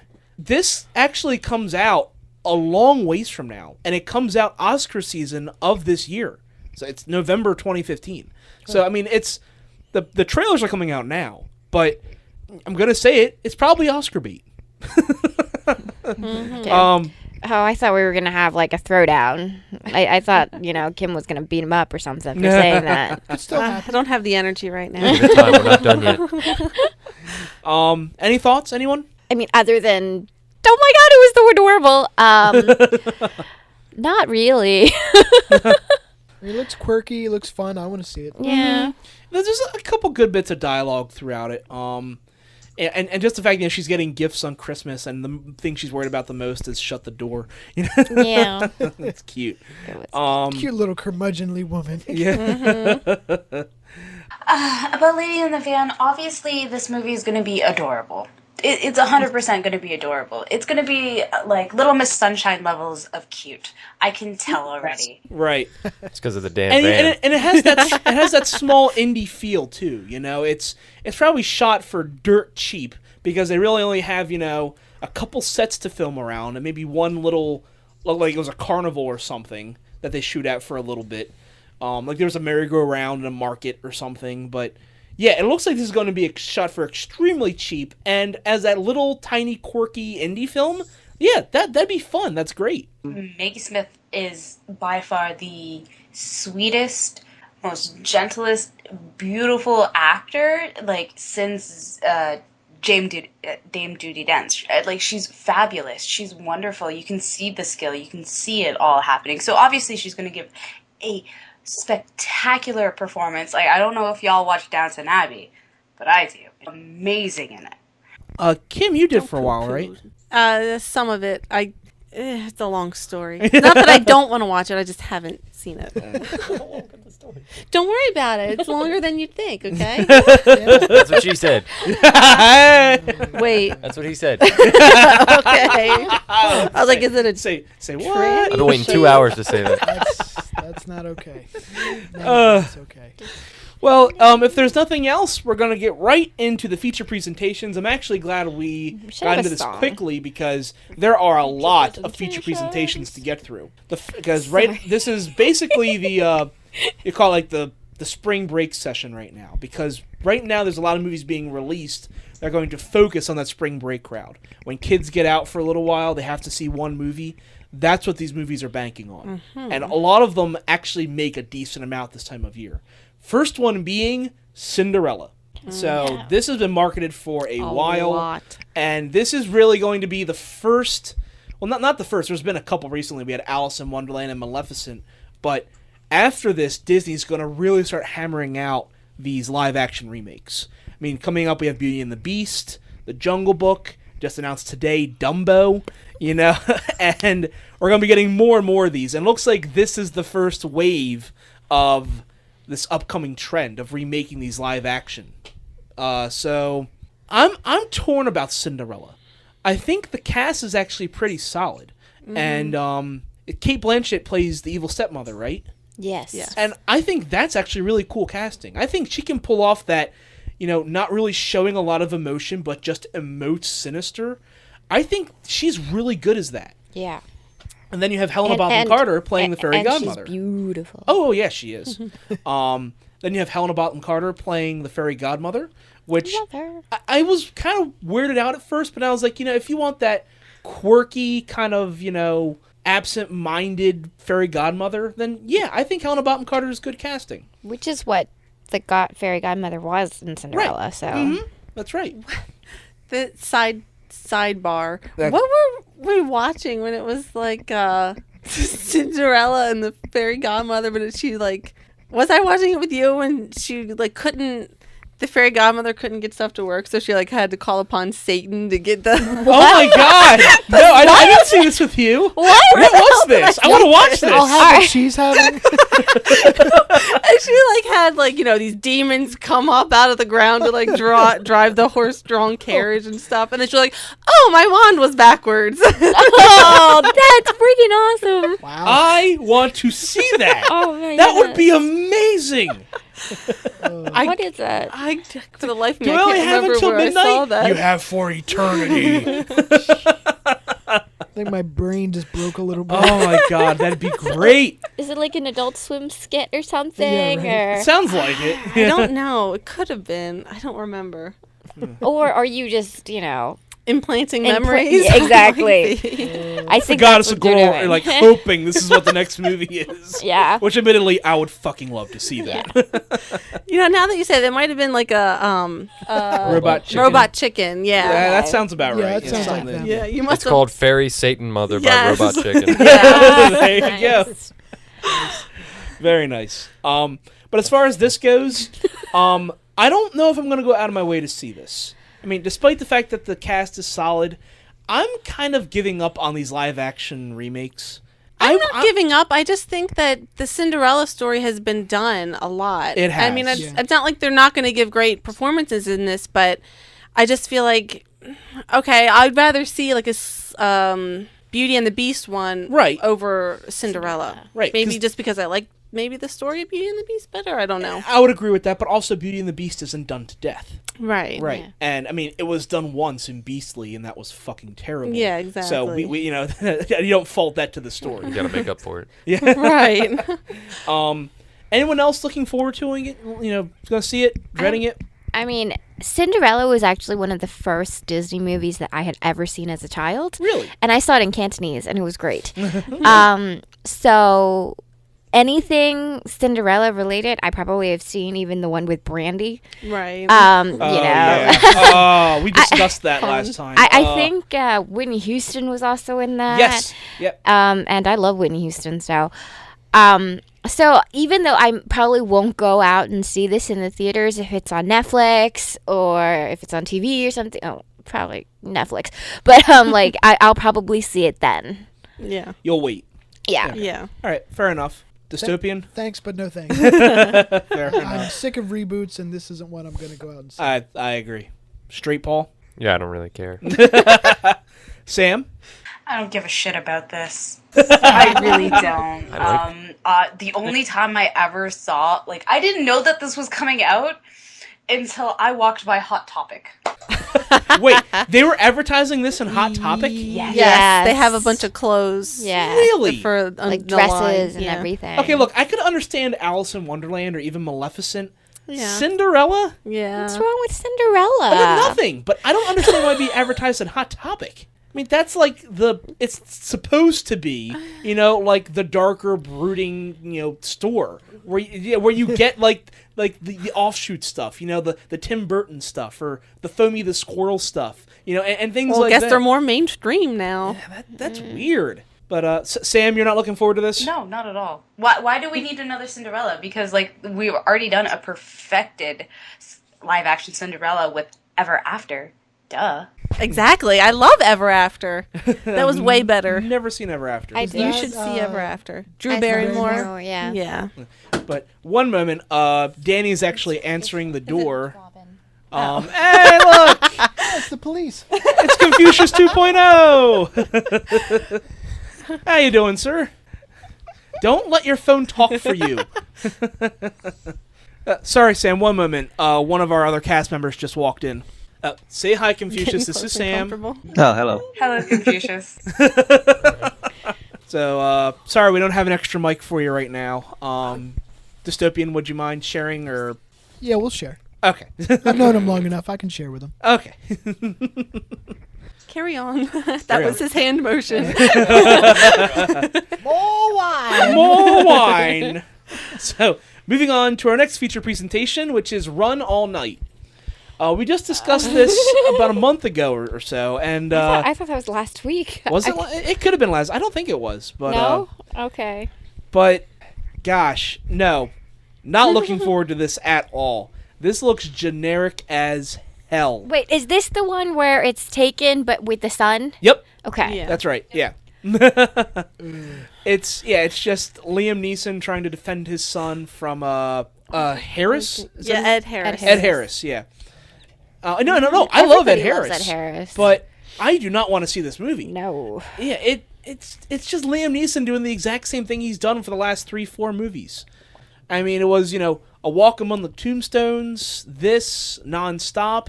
It's all the same character, and that's not to say he doesn't do that character well. It's just the same character. Right. And I'm sorry, I just don't want to see it anymore. I mean, I'd probably watch it on Spike TV. Yeah, Spike TV. If I was sitting down with a bunch of friends, had a couple drinks, I'd probably watch it then. But that'd be the only time I'd watch it. I'm not gonna Netflix it. I'm not gonna Redbox it. I'm not gonna go out of my way to see it. Ain't worth my $1. No, it's not worth my $1 at all. Not worth my 99 cents. Oh snap! He took a penny away. Yeah. Sam, any thoughts? About Run All Night, like you said, it's just another Liam Neeson punching dudes in the face. Like, that's what he does, and that's what he knows. And honestly, it brings in money. Movies like this, people want to see Liam Neeson punch dudes in the face. They want to see him do that. So obviously this is going to make money. Am I going to see it? Fuck no, probably not. I got better things to do with my time. I think this is Liam Neeson's version of Samuel L. Jackson saying motherfucker. So I mean, you got to do what you got to do, I guess. Fair enough. I guess but am I the friends only do, one? right? Yeah. Am I the only one hoping at this point that we see a Liam Neeson Denzel Washington team up where they basically do the exact same thing? Yikes. No, they just need to be the cast in the next Expendables movie. Oh God. They're making Expendables 4. Don't worry. And Liam Neeson and Denzel. Denzel needs to be in it. Oh God. Denzel so needs to be in it. Okay, so moving on to our next feature presentation, which is Home Sweet Hell. This was discussed recently. I don't think it was last week. This is one that actually I had joked that it looks like a comedy version of Gone Girl, but there hasn't been a whole lot of advertising for it. Yeah, this is coming out? Yeah, it's coming out this weekend. Oh, that was fast. Yeah, it's very fast. But there's been no marketing. That's what she said. Hey now. I was waiting for it. Well. Yeah, there's been very little marketing for this. A couple of TV spots, but that's it. And I commend Katherine Heigl for trying to do a different role than she's been doing for the last 10 years. But no, the premise behind this one is, was it Patrick Wilson? Is that the actor's name? Yes. Yeah. Has an affair with Jordana Brewster. Turns out she's pregnant, and Katherine Heigl's first reaction is, "Oh, we need to kill her." Not, "Oh, you cheated on me," or, "Oh, we're going to separate." No, you need to kill her. And the movie, well, obviously. Yeah, obviously. And then proceeds from there. And it gets very, very, confusing in the trailer. There's a lot of going on, despite the fact that, it seems like a fairly simple premise gets very complex very quickly. And any other time of year, I'd be like, you know what, this could be interesting. I just don't know if this is something I want to go out and see right now. I don't know. Having seen Gone Girl, I'm just thinking, I don't know if I want to see the comedy version of it. Right. And it doesn't look well done either. Right. It doesn't seem like the story was really thought out. No. Because they just throw in these other people and right. Yeah. It's just busy. Yeah. Very, very busy. I don't even know what this movie is. I haven't seen anything for it. I had to Google Really? it. Oh. I currently am staring at the IMDb page, and I can't even tell you that I've heard one thing about this movie. Really? Mm-hmm. See, and that just speaks to no marketing for it. For some reason, they are not marketing this movie, which tells me either the script is really bad and it's awful, or they're just trying to shave pennies off it. It's not going to make any money anyway, Right, so it's not what's going to the make any point? money anyway. Why spend any more money on marketing? Yeah, I haven't seen this either. Well, it really depends. Obviously, they're releasing it on a weekend. What else is coming out that weekend? Well, that's what we're going through right now. Okay. So far, it's going up against Cinderella and Run All Night. There's actually 3 more movies coming out this weekend. So that makes a total of 6. Wow. 6 this weekend. Yeah, I'm telling you, this is a big weekend for movies. I can barely count that big. Yeah. Ay, Dios mío!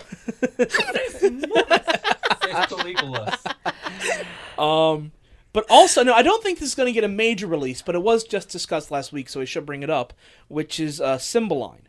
Now, if you recall, this was the Shakespearean modern retelling. Right.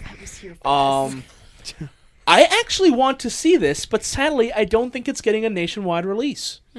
Because, Will and I had discussed this. We like these kind of modern retellings where, it's the pentameter that they speak in. We like that. But it's, done right, this kind of story is very captivating. It's kind of a shame that despite the cast, it has Ed Harris, Ethan Hawke, I think it's also Dakota Johnson and a few others. Looks pretty solid, but despite that, isn't going to get a nationwide release, despite the fact that the players are big names. Right. So, I don't know. Any thoughts, anyone? I want to see it still. Oh, yeah. Yeah. Danny, have you not heard of this? I'm going to say no. Sam, have you heard of this? No. Okay. It's okay. We're so bad at this. No, it's okay. There hasn't been a whole lot of advertising for this either. The trailer was just released. I mean, theatrical trailer was released a month ago. It was a month ahead of the movie. That's pretty poor marketing. You should release it at least a couple months ahead of time to create a little buzz. But I'm guessing because this wasn't going to get a nationwide release, they just figured, a couple trailers, that'll be fine. It's like, no, guys, market your shit. Come on. Despite the fact that this is one of the few this week that I do want to see, I don't think I'm going to get a chance to see it. But if it comes out on Netflix, yeah, I'll definitely check this out. Seems interesting because we don't know anything about this story, and it seems so confusing. It is. It's described as a crime tragedy by the IMDb and the Wikipedia, but I'm definitely looking forward to it. Just probably not going to get a chance to see it. Also coming out this coming week is The Cobbler. Another one we just recently discussed. And groans throughout the room. Now, again, as we mentioned, this is Adam Sandler, but it's not Happy Madison Productions. So, it could be decent. Adam Sandler is better when he's not in his own production company and making the same shit over and over. So, this could be promising. That being said, is anyone going to see it? No. No, thank you. I will pass. Sam, have you heard of this one? Just no. That's the one where it's like in New York with Steve Buscemi. Yes. Okay. Yes, yeah. Steve. No. Not seeing it. Anything to do with Adam Sandler, I stayed so far away from. Like I can't. No. No. And you know what? I was with you. I was with you up until Men, Women, and Children came out. And while that wasn't a good movie, at least he finally gave effort. He was finally saying, you know what? I shouldn't just work at my own production company because when I do that, it's shit. So when he's under different direction, he can still actually be a decent actor. So I'm not saying that this movie is going to be good, and I'm not going to go out of my way to see it, but it has potential. Is all I'm saying. Looks like it could be fun for kids, man. Yeah. I mean, I was still hoping it was about an apple cobbler or something. Is that just because you're hungry, or? No, I mean just in general. I like food in general, so. Fair enough. I like Cobbler better than Adam Sandler. Yes, I think we can all agree with that. I disagree. Moving on to the final one coming out this week, which again I don't think is a nationwide release, but bears mentioning, is It Follows. Now we did this one, right? Yes, we did. Okay, I wasn't here. This one I really, really want to see. One of the few horror films coming out around this season, and the premise is really, really interesting. It's the idea of this girl who gets kidnapped one night and is basically told that an urban legend of some sort is being passed on to her, and that she has to continue this trend, almost like The Ring, kind of like 7 Days, but something is stalking her, but she doesn't know what it looks like, and it can come in any form. Mm-hmm. So it could just be an old woman standing on a corner, or it could be a big biker somewhere. It could be anything. It could be anyone and anything. Well, I'm just going with anything. Okay. You're with friends. It's all right. Yeah. But the trailer for this was actually really well done. Like, I loved the cinematography behind it. Some of the visuals were astounding. Danny, what's the matter? I don't know if we reviewed that part of it. Which one? Well, I just pulled something up, and it basically said, it follows is the story of a sexually transmitted haunting. Did we know that? We did not know that.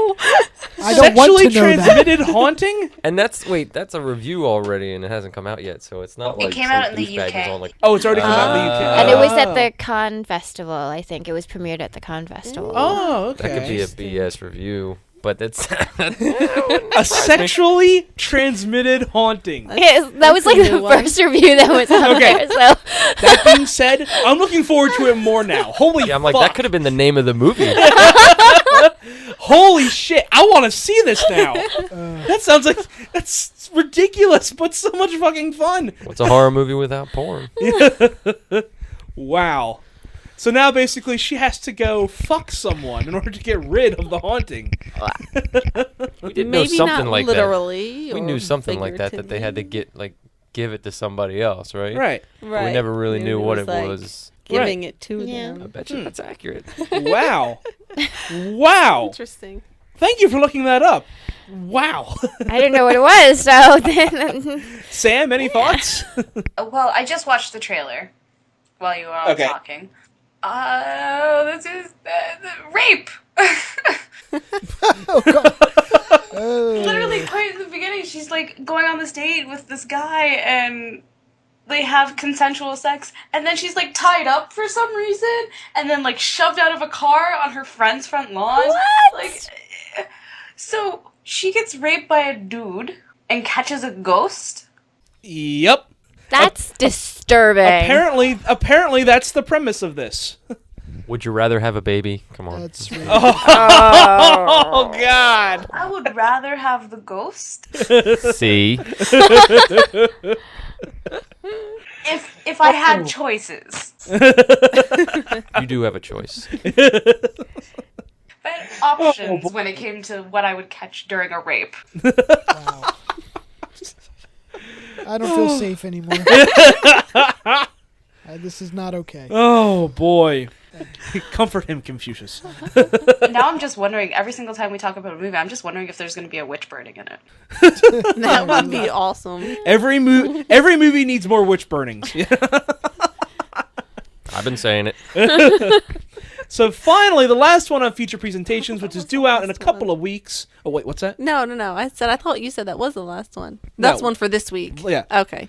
So the final one we're going to discuss in feature presentations, which is due out in a couple of weeks, which is Insurgent. So, big groan from Confucius. None of us, I think, have seen Divergent. Oh, you have seen Divergent. Right here. Okay. Yeah. So what did you guys think of Divergent? I could follow it. It was bullshit. It was a movie that I could watch, but it wasn't blowing my skirt I up. enjoyed it. Okay. Fair enough. The common consensus I've heard is that as far as like the young adult stories, it's better than the Twilights and the Mortal Bones, but not as good as Hunger Games or Harry Potter or anything of that caliber. That's pretty much it. It's a complete middle ground. Yeah. Yeah. It was a fun movie to kind of sit there and watch. Like, it didn't really... I mean, it was good. Like, I liked her character. And I liked the actress. Well, actually, no. Let me Shailene Woodley. Is that her name? Yeah. Yeah. I was excited as when I finished seeing the movie. I was really excited about it, and I was excited about where it could possibly go because I had not read the books or anything. But from seeing the trailers of this next one, I'm not so sure. I completely agree with that. The trailers for this are not very flattering for the movie. No. From what I can tell in this, there's some sort of, I'm just going to call it a MacGuffin, some sort of plot device, some box that needs to be opened by Kate Winslet, and the only way to open it is to get some sort of what the divergence, the people who represent all five things, right? Yeah, who don't belong in any of them. And she needs to find one of them to unlock this box. Put your innuendo in there if you must. I don't say nothing. She thought about it. Maybe. But a few things about this. First, of all the cast members in this, I despise Jai Courtney. I hate that man. Who? I don't know who he is in the Die cast, but he was in Die Hard 5. He's in the upcoming Terminator Genesis. The man is a vacuum. He has no on-screen presence, and I don't understand why he keeps getting work. They're basically turning him into the new Sam Worthington. They're putting him in so many movies, despite the fact that he can't act to save his fucking life. He's going to be... didn't he get cast as part of the Suicide Squad as Yes, Boomerang? he did. He's going to be Captain Boomerang, which is bullshit. It's like, Also hilarious because he's Australian. oh, that's right, yeah. Well, I actually didn't mind him in Divergent because he played the role like he was supposed to. Like, it was kind of like a... He was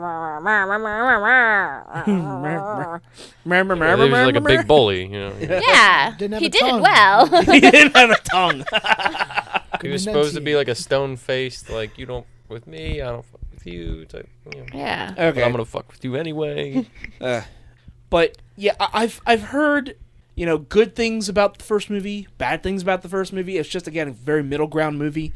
But as far as this one goes, I have no yearning to see it at all. Also, I feel like a lot of the characters kept appearing in this trailer that I thought were dead. Really?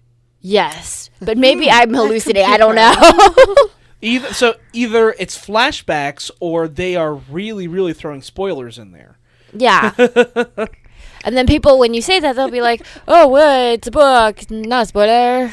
But I think I mentioned before that the next one in this, the final book in this series, is called Allegiant, and that one's already been confirmed for 2 more movies. Oh, yeah, they're splitting split it up again. Mm-hmm. Because they're all going to do this now. The final one's always going to be split into 2 parts. Stupid Harry Potter. I mean, I love Harry Potter, but they didn't need to split that last movie into last book into 2 movies. They did. I want a soundbite of you saying that. No, I because completely that's agree one with and her. only time It's you will say there. I hate Harry Potter. for doing that, because they didn't need to do that, and now they've started a trend that cannot be unstopped. That's not how you do that. That cannot be stopped. I can say what I want to when I'm angry. Yes, ma'am. Sorry, ma'am. At things. Yeah, and I couldn't agree more. Deathly Hallows Part 1 could have been lessened to like an hour. And then you could have tacked that on to, Part 2. And it would have been a long movie, but it would have been one movie. I feel like there were other books, like in the Harry Potter series, where they could have made it into 2 movies, whereas like the last one they didn't need to. Like book 5, like the 5th one, The Order of the Phoenix. They probably could have made that into 2 movies, and people would have been less angry about it because the book was like this big. But anyway. Insurgent. For you 2 who have seen the first movie, do you plan on seeing this one? Nope. Nope. Oh. Probably. Oh, I'm sorry. And Sam, sorry. Sam, did you have any thoughts on Divergent? Other than it was just... I watched Divergent because, I had nothing better to do with my time. And I was really hoping that it would be something along the Hunger Games, but it failed to capture a lot of that... What is it? There's a word for it. That revolution that the Hunger Games has. That passion, that power. And so, to me, this movie was so lackluster. Oh, God. So, am I going to see Insurgent? No, probably not. Unless, I was dragged to it, or like what happened with Divergent, I had nothing better to do with my time. Well, seeing as there's 6 movies coming out this coming week, there's probably going to be plenty of other movies for you to see other than Insurgent. Maybe I just won't watch movies this week. I'll just Netflix something awesome. Much Ado About Nothing, guys. Much Ado About Nothing. If you guys haven't seen that yet, and you were on the Shakespeare Pentameter binge. Yeah. Yes. Go ahead. Yeah. Oh, I'm just saying, I'll probably see it, because since I've already started, I need to finish it. So. Confucius is shaking his head over there. I don't think he's going to have a choice. But if there's nothing else to bring up, I guess that's it for the night. I do want to thank Sam for stopping by. It was great having you. It was great being on. Yay. But it was great having you. Hopefully we didn't rage too much tonight. No, definitely not. I want to thank you. Are there any plugs you want to throw out there? Of course.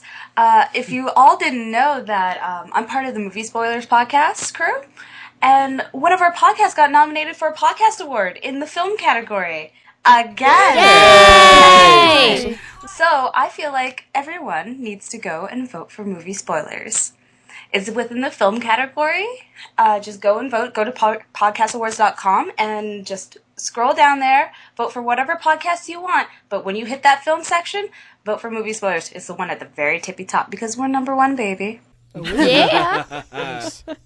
If you do want to vote for others in those lists, I would say for gaming, Rage Select.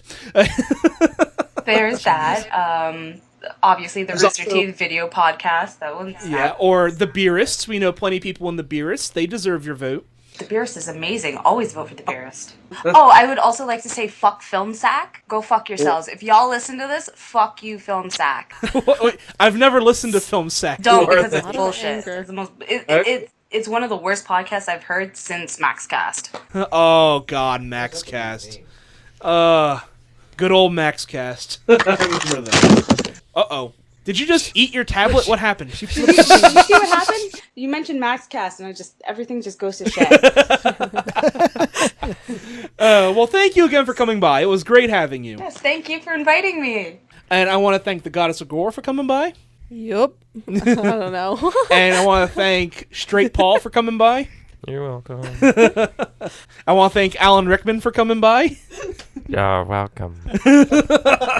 I want to thank the Van Girl Extraordinaire for coming by. Yeah, I'm so glad that Alan Rickman was here. Yeah. He was quiet for most of the cast, but I'll work on it. It'll get better. And I want to thank the Dystopian for coming by. Yeah, my pleasure. Always a good time. I want to thank Confucius 2.0 for scaring the shit out of Danny. Anytime. Twice. And I, once again, am the Projectionist. And just to remind you all, probably in the next few weeks, we are going to be switching feature presentations to a video segment. So make sure you check out our YouTube channel, and we're going to be having that hopefully every week, where every week we will discuss the upcoming movies that will be released, whether or not we are threading them, whether we are dreading them, whether or not you should say fuck this completely. Make sure you tune in for that, and I want to thank you all for tuning in tonight. Have a very good night, and take care. Bye.